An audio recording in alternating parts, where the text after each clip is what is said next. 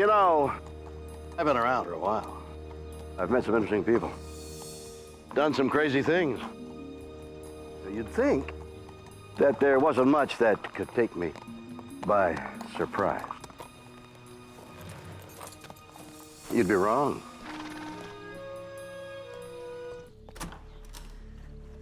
The world is full of stories and science and things that amaze and confound me every single day. Incredible mysteries that keep me awake at night. Some I can answer, and others just defy logic. Have aliens infiltrated the human race?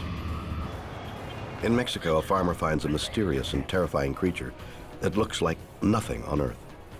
I have invested thousands of dollars just trying to know what this creature is.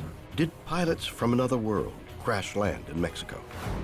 In Arizona, a woman claims to have been fathered by an ET in a top-secret government experiment. There are extraterrestrials walking amongst us. Can human and extraterrestrial DNA mix together? And in Nevada, a U.S. serviceman befriends a colony of aliens living secretly on an Air Force base. They wouldn't hesitate for a second to kill a human. Yeah, it's a weird world, and I love it.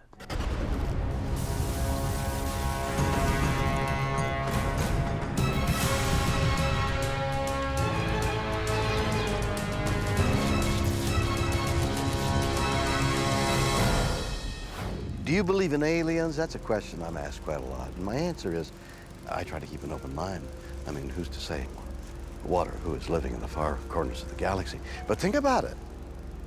So much we don't know about our own planet. Could aliens already be here, living among us? Could they be our friends or even our neighbors? I knew there was something strange about those people. You're only supposed to mow the lawn in the afternoons.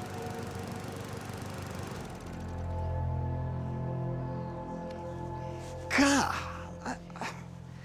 they're impossible to live with. May 26, 2007.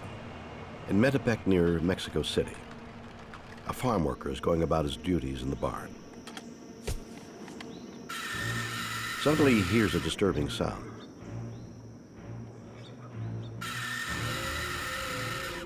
It's coming from one of the traps he has set to catch rats. They never heard something like that. They couldn't exactly say this was the sound that we heard in another animal. He discovers to his horror that instead of a rat, the trap holds a tiny, human-like being. Jaime Maussan is Mexico's foremost UFO investigator. This creature is something that you have never seen before. The eyes are gray and amazing. The skin is like covered with oil. You can see some hair. You can see the feet. The feet are like human. The hands are like human. The head, it's like a baby head. The farm worker shows his colleagues what he's found. They don't know what to make of it. I can just imagine the surprise when they were seeing this creature moving and trying to escape. They were very afraid. Their boss is a wealthy local businessman named Mario Moreno Lopez. When Mario Moreno Lopez saw the creature for the first time, he just said, "What the hell is that? I never seen something like that. What is that?" And nobody could answer to that question. Lopez is fascinated by the creature. Lo que estamos analizando tiene una rapidez increíble y tiene una inteligencia increíble, ¿no? But they can't figure out what to do with it. And the beast is shrieking in agony. The owner, Mario Lopez, probably, because he never told me that, but probably, he said, drown it or kill it, get rid of it. They come up with a gruesome solution. They'll kill the creature by immersing it in a toxic chemical bath. These are terrible chemicals. Chemicals that are used to cure leather. You put in your hand, in your skin, and burns you.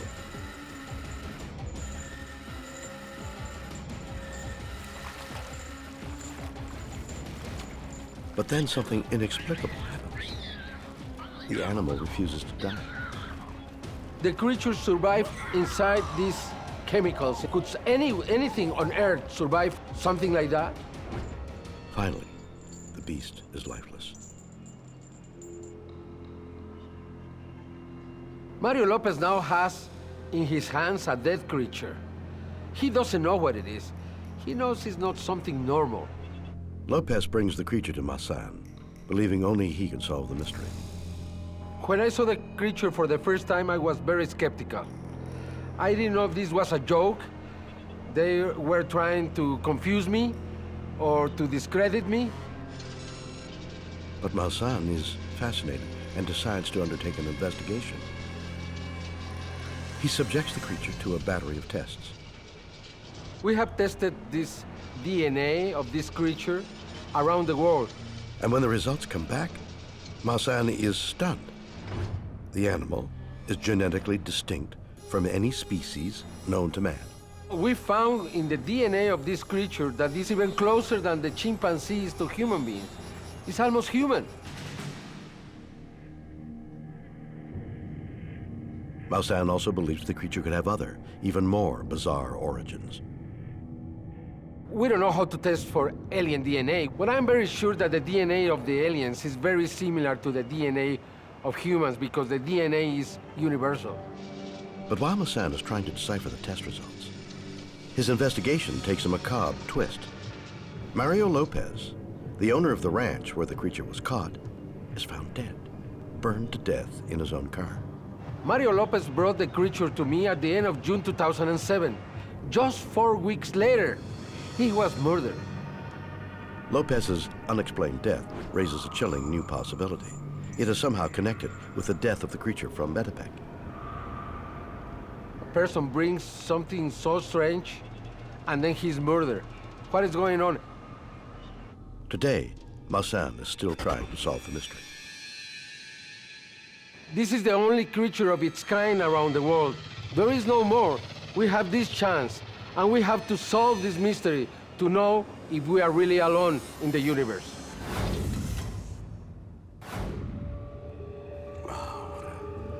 Compelling and somewhat disturbing story. Mexican workers find a creature that resembles something like a deformed human baby or some kind of alien. They try and kill it, and then it somehow takes revenge on an innocent man by murdering him. Could a little guy like this do something like that? Is this proof that aliens exist and are here on Earth? I mean, this is Mexico we're talking about. All kinds of crazy things happen there. Of course, there could be a perfectly innocent explanation. Is this proof enough?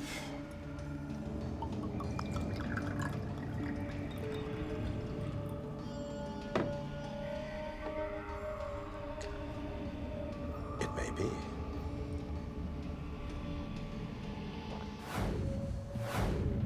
Logan Hoax is the author of Close Encounters of the Old West. He believes the Metepec creature is just the latest in a long line of alien visitors that left their mark on that region. If you look back into the myth and mythology of the people that lived in this neck of the woods, the Metepec creature very much looks like a little person described in some of these legends. Hoax has an intriguing theory to explain the creature's origin. I believe this extraterrestrial creature was a pilot of a craft that flew through the zone of silence.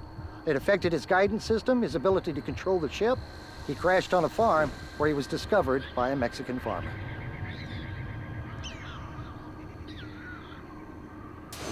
The Zone of Silence, according to Hoax, is a mysterious region of northern Mexico where aircraft inexplicably crash and UFO sightings are common. This is an area that could be compared to the Bermuda Triangle or the Devil's Triangle. The region gets its name from a strange magnetic irregularity that affects everything that passes through it. Technology within the Zone of Silence doesn't work the way that it should, not the way that it does in other places.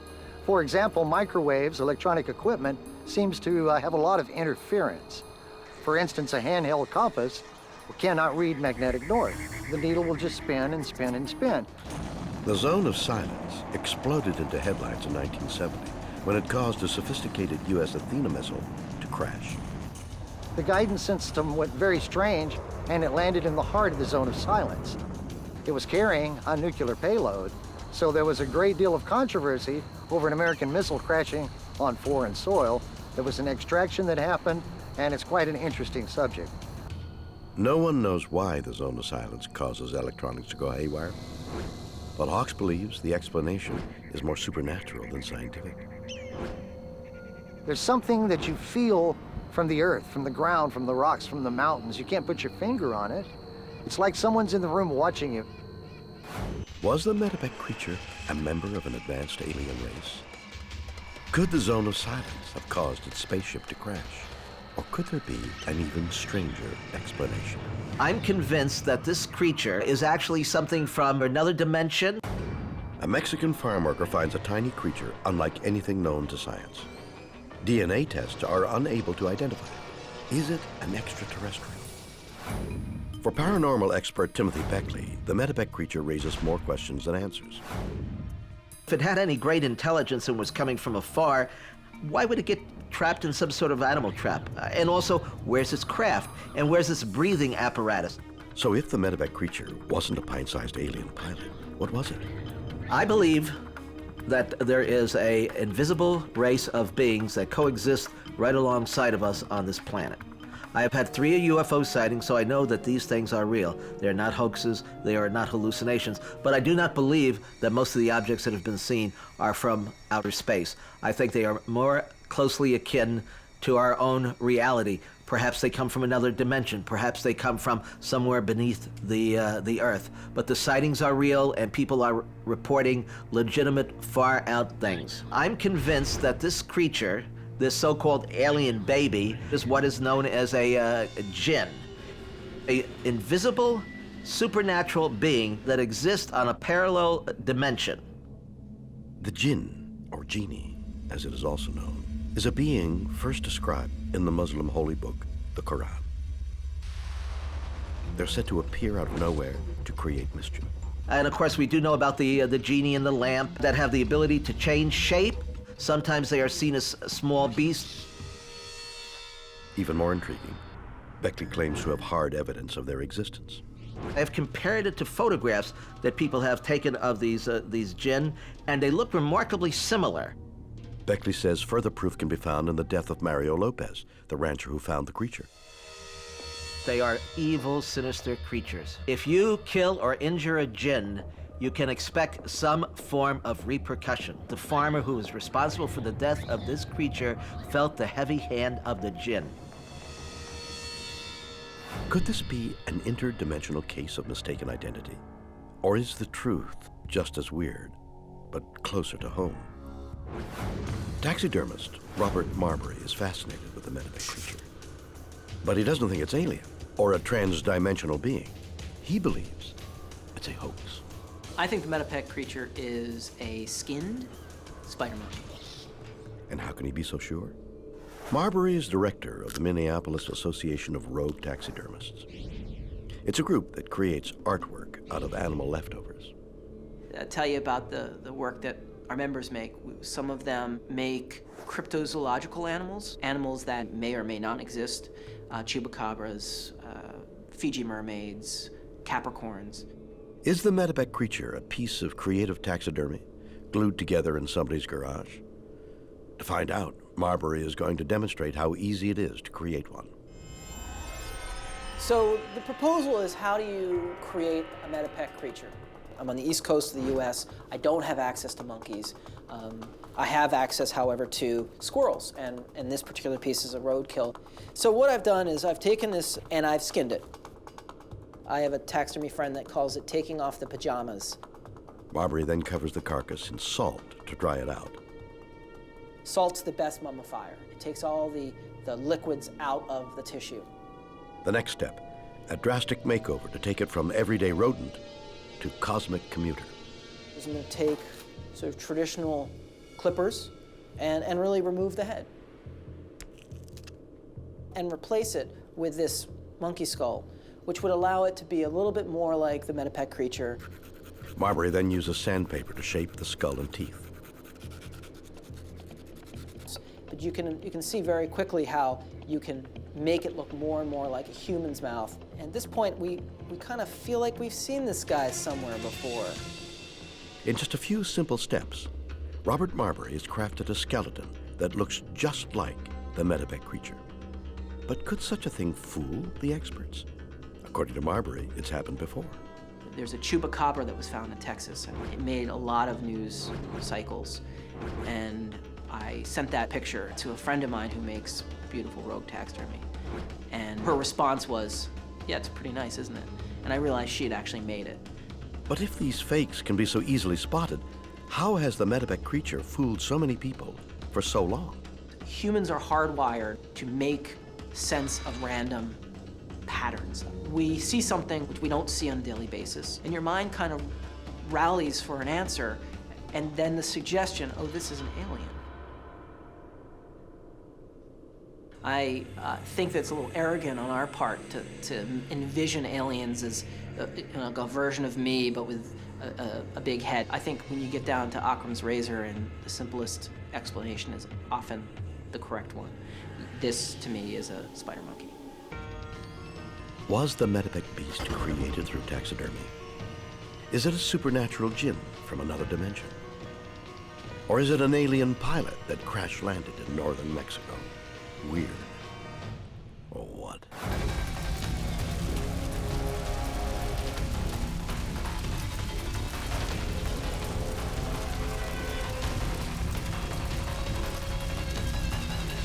In Arizona, a woman discovers she's the product of a sinister experiment, breeding humans with aliens. They created me in the Petri dish. We've seen many strange and amazing things on this show. But what if I told you that you're about to see something that's not only the most strange and amazing thing ever, but that we're about to make history? You see, millions of people have claimed they've seen UFOs or met an alien, but not one of them has any evidence, no living proof. Well, today we're about to change that once and for all, because today is the day you are going to meet an alien. Not on some hazy video or in a lab. No. Face to face, in person, really. Ladies and gentlemen, meet Cynthia. March 24th, 1972, Omaha, Nebraska. Cynthia Crawford has just experienced the most joyful event of her life, the birth of her son. But the pregnancy has been difficult, and the doctors have made a strange discovery. She has an exceptionally rare and mysterious blood type. The thing was, there was only 2 other people in the world that had the same antigen as was found in my blood. It's not the first time she's been told she has bizarre physical abnormalities. Her body is just different, and no one can tell her why. Her pupils don't dilate normally. Her skin is strangely thick. Her bones are porous. My twin sister had muscular dystrophy, and when they went to see if they could do a transplant, we were incompatible. But it's not only Cynthia's body that's extraordinary. It's also her mind. Even as a toddler, I realized how different I was, because I was always able to do things that my sisters couldn't do. I remember drawing with crayons and so forth, and all of a sudden, I wanted a crayon, and I literally moved it with my mind to me. I also was able to hear thoughts, and they couldn't hear thoughts. For years, Cynthia searches in vain for an explanation. Then one day, her father, a retired CIA agent, reveals the brutal truth. He tells her she was part of a top-secret government program with a dark mission. My father told me that our government were working with the German scientists that were brought over after World War II. But as Cynthia pores over secret government documents, she learns something even more mind-boggling. She was created in a laboratory, a product of her father's covert breeding program. He had agreed to participate in an experiment in which they were making hybrid babies. This alarming experiment aimed to mix genetic material from extraterrestrials with human DNA. I was told I'm part human and part extraterrestrial.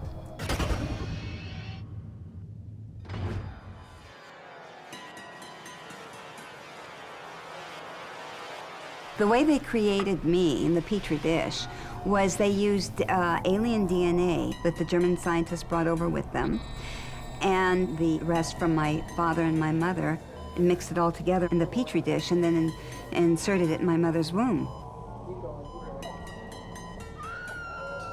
And that's how I came to be. I've been told that I'm 34% human, 28% Zeta, and 38% Anunnaki. And I'm not alone, and I know that because I've had numerous phone calls and emails from people that know that they've come from other planets. I've even met them. Crawford is stunned by her father's confession. My first reaction was anger. I was very angry to think that this had been done to me because of all the abilities, the things that I was able to do. My whole life, I was told I was a creep or a freak. When the story sinks in, it unlocks a secret past that's somehow remained dormant in the young woman's mind. Her entire life has been haunted by nightmares of alien encounters and weird lab experiments. Now she thinks she knows why. They're real memories from her childhood. It answered all these questions about why I was having visits from beings and why I'd been taken up in ships all my life. My very first memory of an encounter with an extraterrestrial, I remember standing up in my baby bed and holding on to the bars, and I remember talking to a being, giggling and laughing. But Cynthia isn't traumatized. Instead, she embraces her new identity and tries to find out more. She learns the secret government program is not only larger than anyone could possibly imagine, but she's not the only one it created. There are extraterrestrials walking amongst us. We're talking about probably hundreds of thousands on this planet of extraterrestrials and hybrids. Are Cynthia Crawford's claims far-fetched nonsense? Or could the unthinkable be true? Can humans and aliens combine? How many hybrids are out there? And what exactly is their purpose?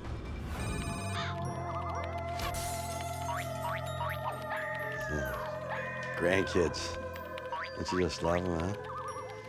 Wow, this is a remarkable story.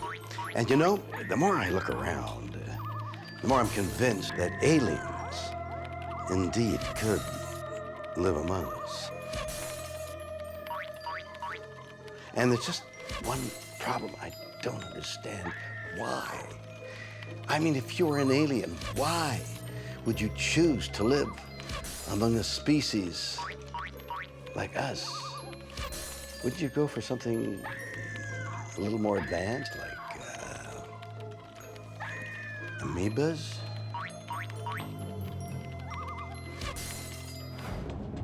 Hypnotherapist Yvonne Smith has worked with Cynthia Crawford for years.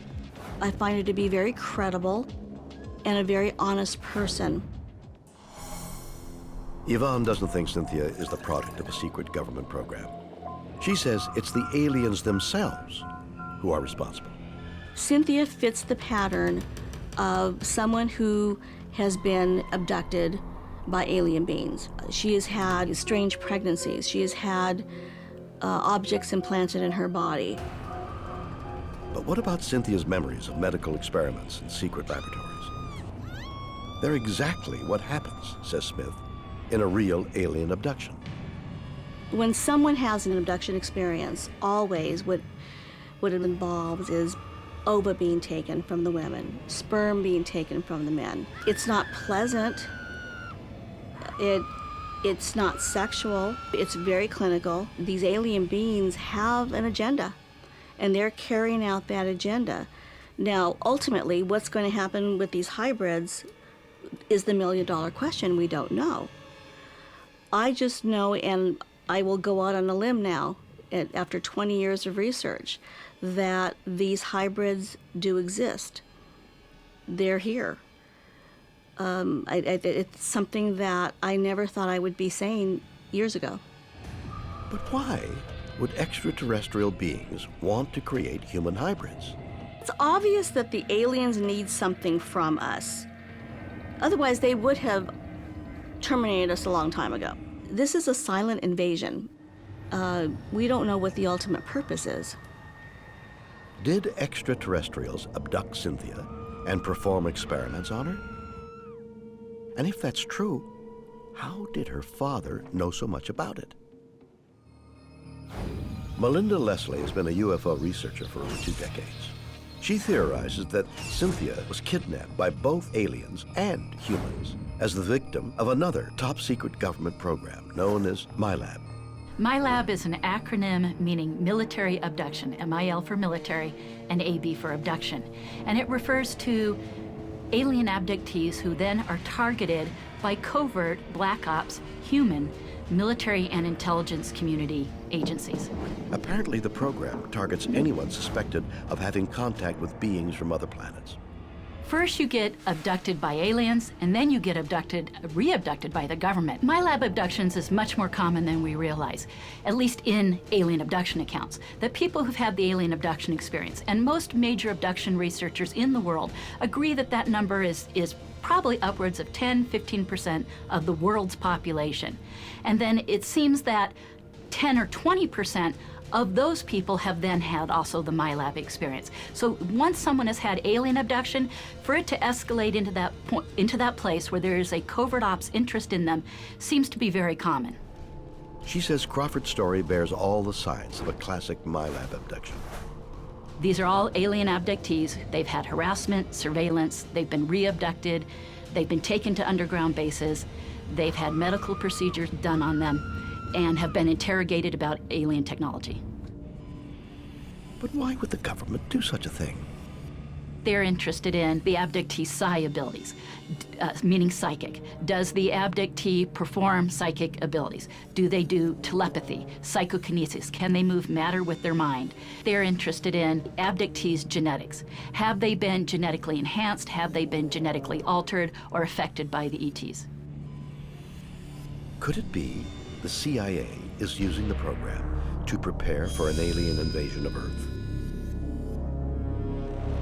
Covert intelligence and military agencies are trying in every way they can to get all the information they can about the ETs, about their motives and agendas.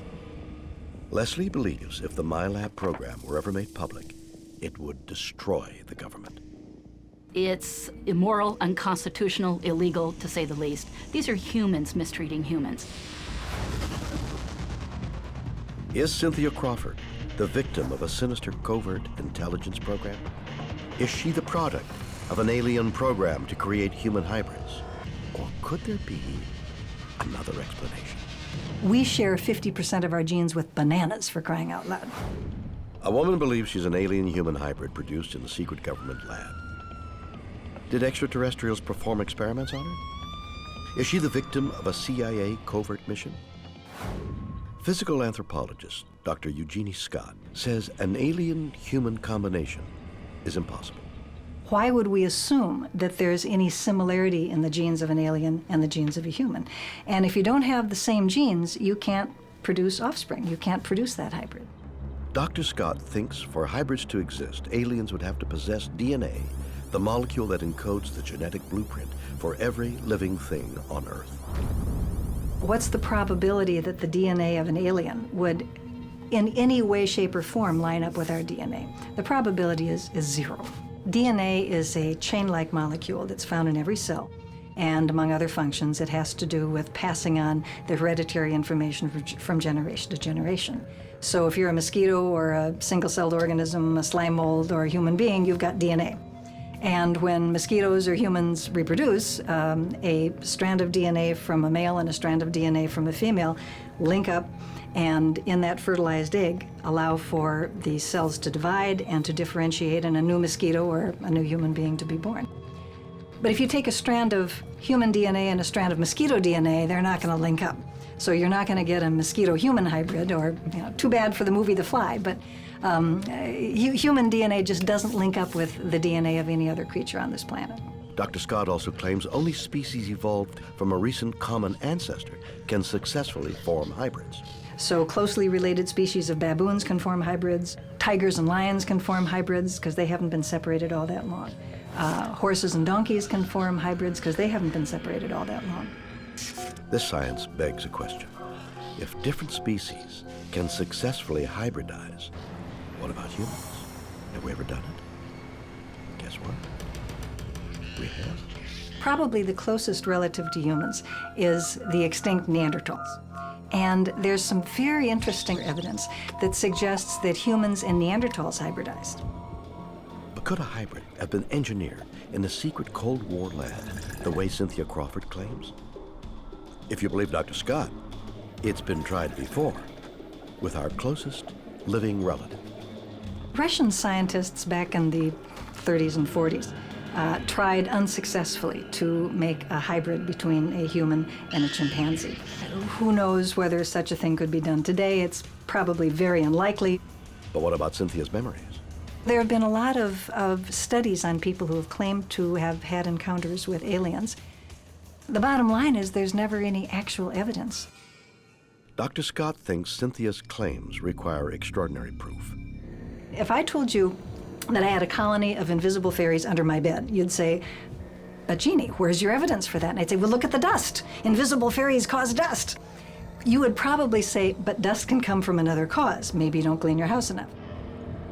The doctor feels there's only one sure way to determine if Cynthia's claims are true. I think that if anybody did a DNA test on her, she would be found to have 100% human DNA. Is Cynthia Crawford an alien hybrid? We decided to find out. For the first time, Cynthia has agreed to undergo a DNA analysis. Hi there, how are you? Hi, fine. I'm just gonna do a quick swab on you. Well, I guess this is it for Cynthia Crawford. I mean, DNA tests don't lie, right? It's incredible, isn't it? I mean, just a tiny fragment of organic matter, they can tell everything about what you're made of. Oh my goodness, I'm made of pepperoni. In a few days, the results are back. Cynthia, I'm Dr. Baird. I have the results of your DNA test. Are you ready? Yes. Okay. Dr. Baird's test looked for DNA inherited from both of Cynthia's parents. Did he find it? We do DNA testing, we do it all the time. It was a little bit interesting to see whether we could pick up anything that would be different. The test comes back conclusive. So the bottom line, Cynthia, looks like you are human based on the results that are here. Cynthia has DNA from a normal human mother and father. But how? Did her father lie? I'm very saddened by it because I wanted to be able to have some kind of proof. But in this remarkable story, there's still one more twist. Even though we could not pick up any alien DNA in your profile, doesn't mean that it's not there. It means that we don't have the systems that are available to pick it up. For Cynthia, it's good news. It means there's a chance her wild claims could yet be true. They have absolutely no way of determining alien DNA. There are no tests for alien DNA because they've never had aliens that they've been able to get DNA swabs from. Could Cynthia have alien DNA after all? Is she the victim of a sinister alien abduction? Or was she the target of a top-secret intelligence gathering operation? Whatever the truth, this story is 100% weird. Or what?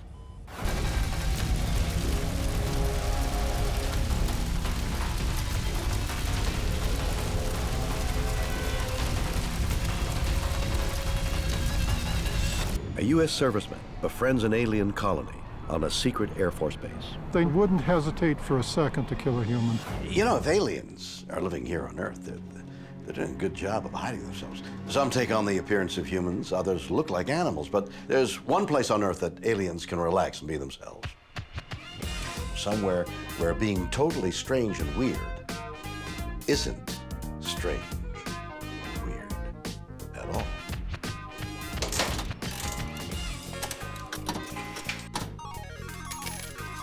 Jackpot!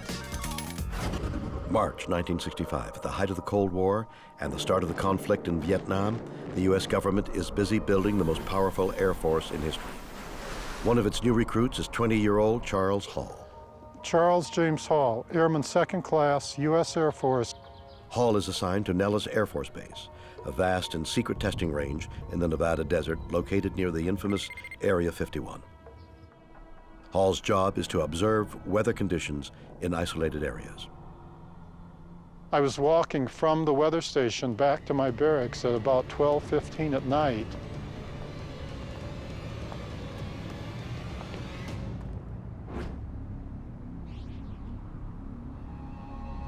There were 3 of them out by the garbage container.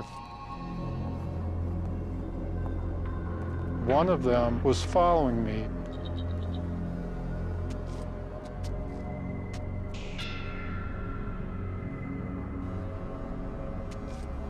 I thought that I was sleepwalking or dreaming. As the days go on, the sightings continue. Hall wonders if he's losing his mind. For the first 6 months, I was in terror, and even when they were standing in front of me, I thought I was hallucinating. I'm out there alone, and I don't have any frame of reference. The fear of the unknown is far worse than being shot at or anything else.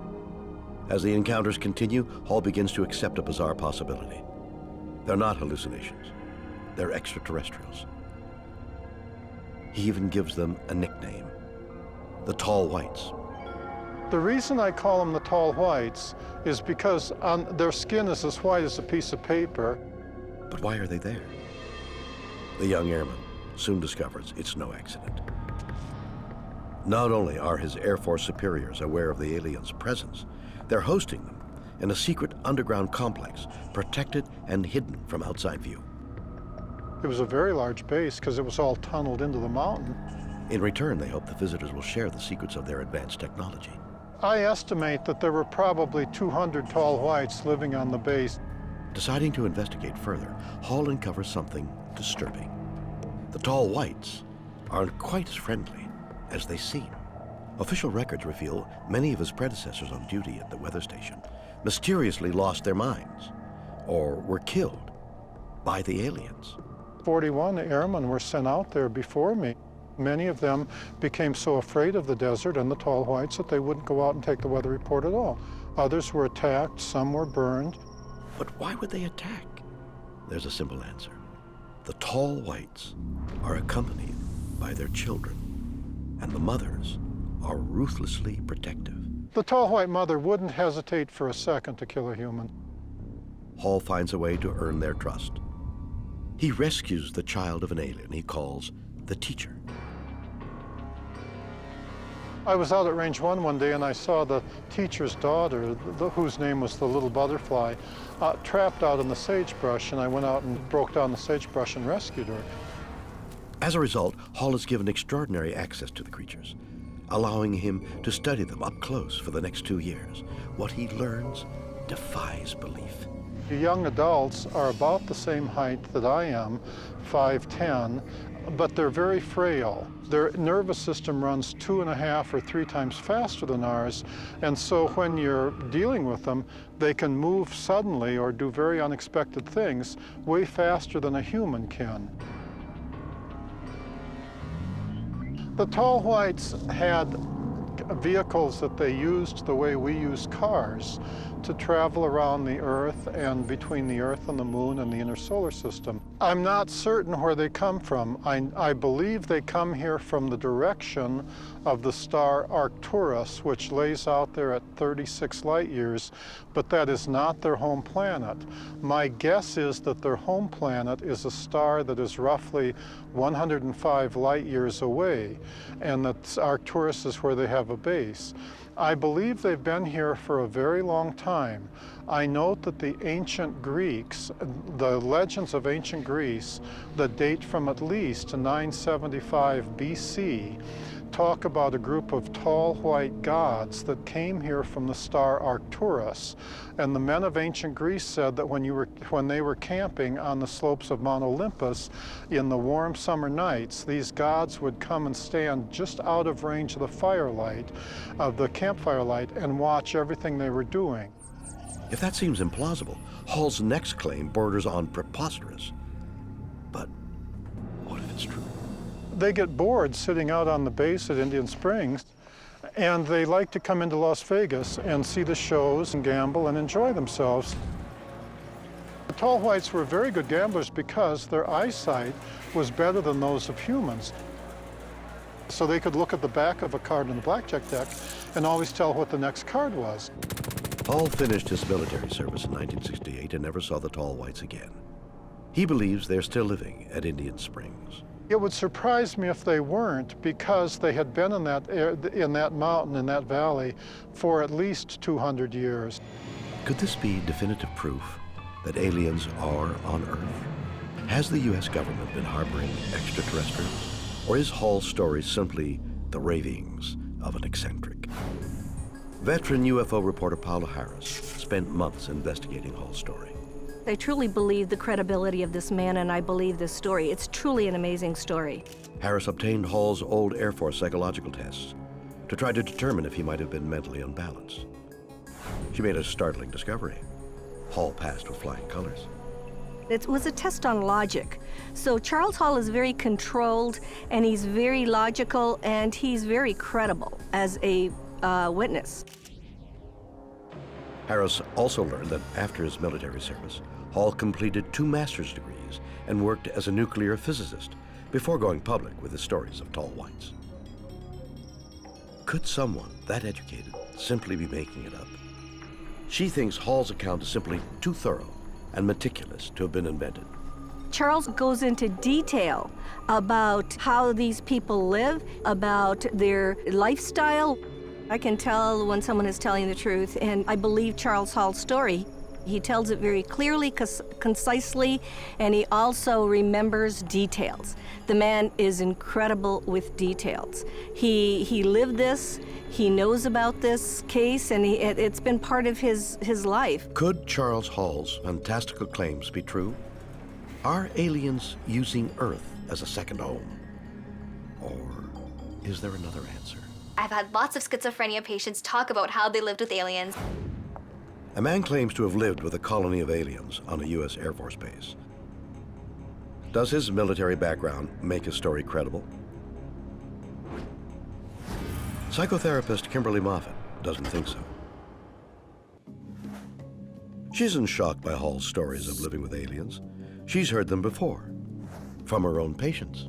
I've had lots of schizophrenia patients talk about how they lived with aliens, and in the mental health field, this is very common. Moffat feels such visions could be a symptom of a rare condition known as grandiose delusion disorder.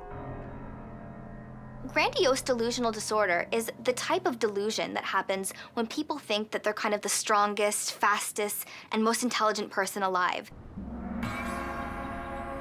In some cases, the delusions actually have like a supernatural or religious or science fiction type quality. According to Moffat, one symptom of GDD is the subject has no idea they're delusional and are all the more believable because of it.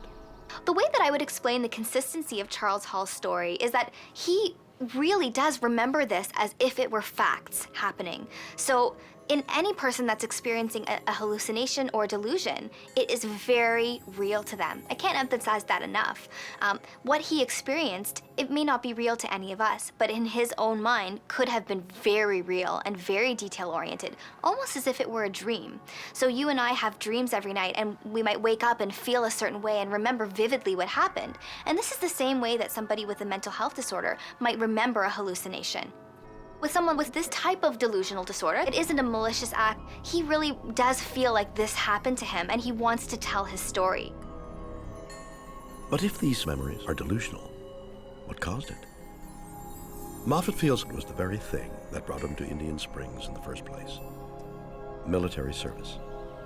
We know that he did fight in Vietnam, and a lot of times when war survivors come back, they're incredibly traumatized.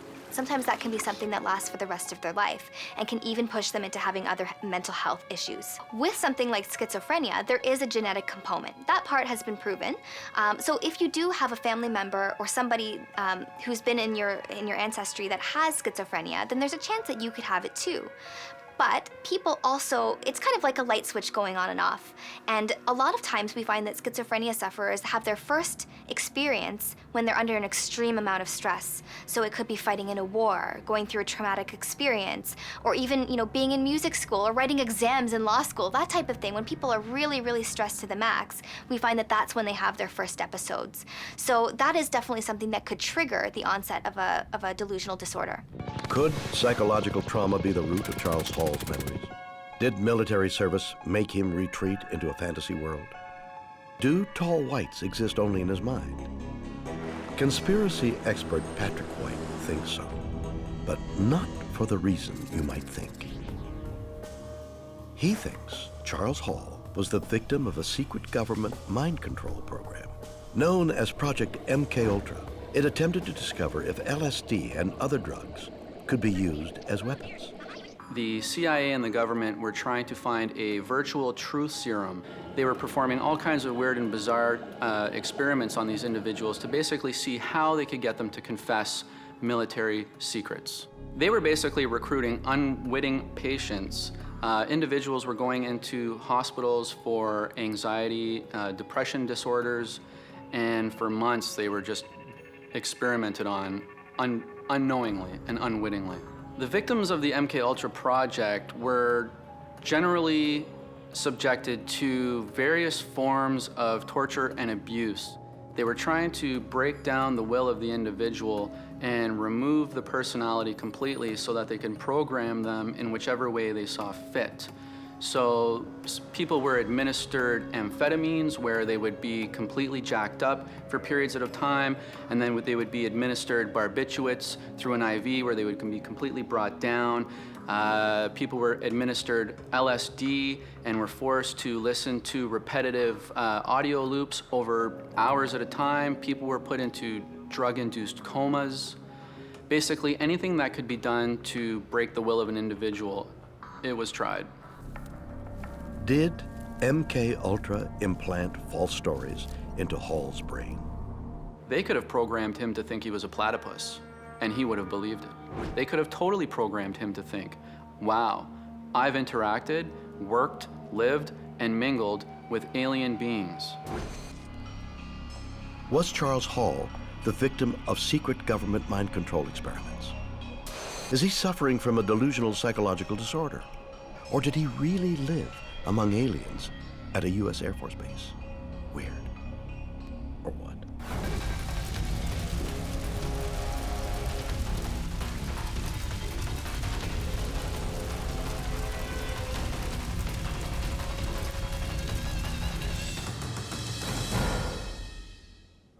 So there we have it. Stories of real-life ETs who may be our friends and neighbors. In Mexico, a strange and unidentifiable creature is found by a rancher. Could it be a visitor from another world? In Phoenix, a woman claims to be a human-alien hybrid. Does she represent a new transplanetary species? And in Nevada, a young serviceman discovers extraterrestrials living on a remote Air Force base. Is the U.S. government covering up its contacts with an alien civilization? Are these stories evidence that we share our world with beings from outer space? Can we dismiss those who claim these things are true? You decide. Join me next time for more stories that will undoubtedly be weird, or what?